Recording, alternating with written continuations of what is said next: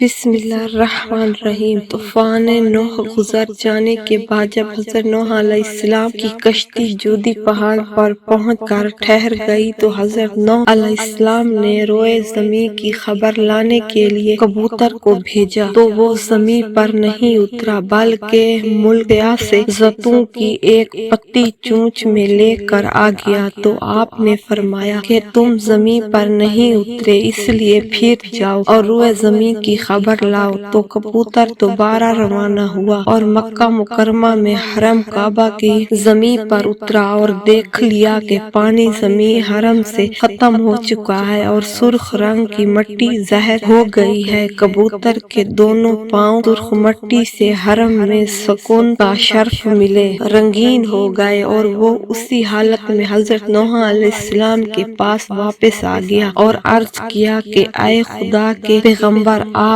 میرے گلے میں ایک خوبصورت طوق عطا فرمائیں اور میرے پاؤں میں سرخ عذاب مرحمت فرمائیں اور مجھے زمین حرم میں سکون کا شرف عطا فرمائیں۔ چنانچہ حضرت نوح علیہ السلام نے کبوتر کے سر پر دست شفقت پھیرا اور اس کے لیے یہ دعا فرما دی کہ اس کے گلے میں دھاری کا ایک خوبصورت ہار پڑا رہے اور اس کے پاؤں سرخ ہو جائیں اور اس کی نسل میں خیر و برکت رہے۔